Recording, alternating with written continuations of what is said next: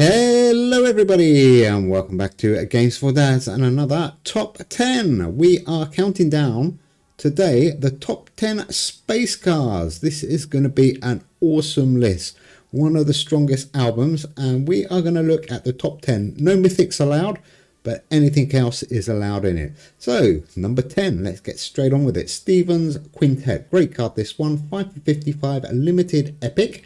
Your cards in hand with 7 or more base power or base energy, gain plus 22 power and cost -3 this turn. Really cool card if you are building a boxing deck or a big powerful deck in those high energy weeks. So that's Stevens Quintet, makes our chart at number 10.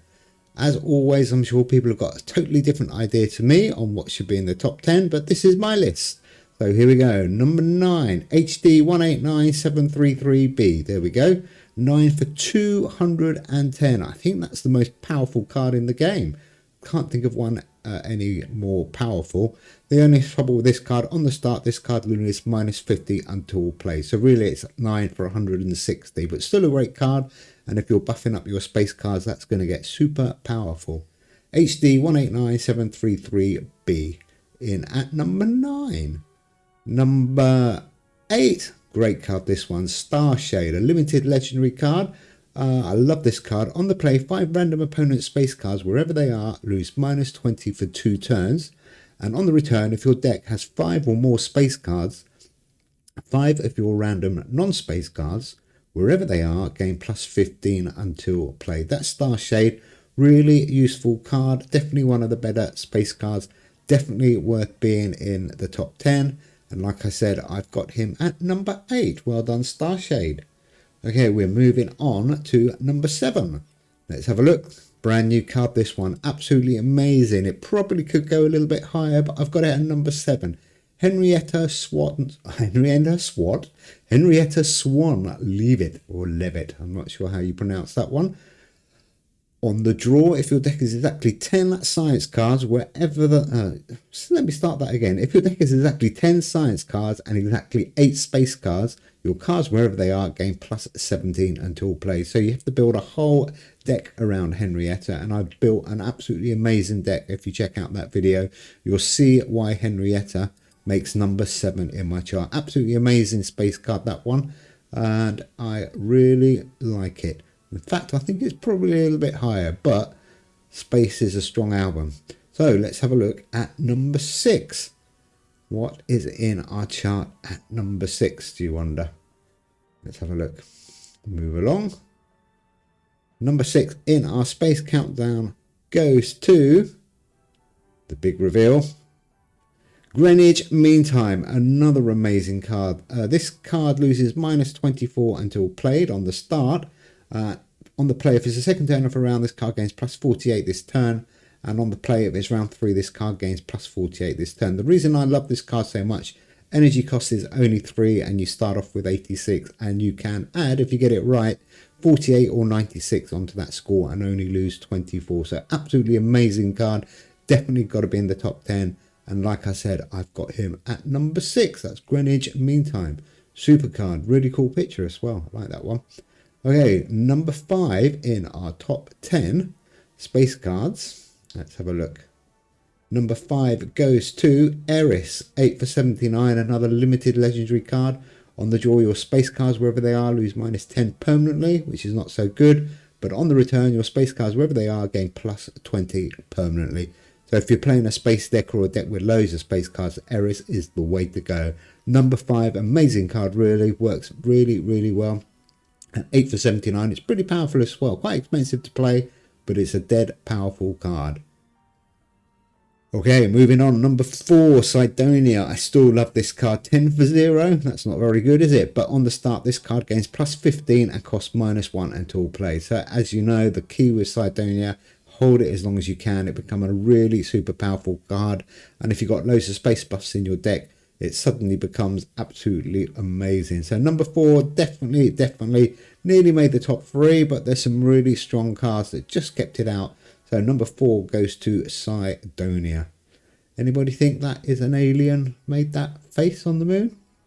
Number 3, here we go, Planisphere. What an amazing card if you are playing space cards.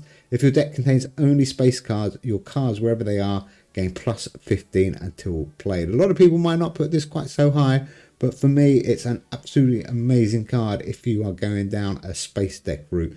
And that's why I've put him in at number 3 in my top 10. I'm sure people will have that a little bit lower, but for me, it's great. Okay, before we get on to number 1, let's have a look at number 2.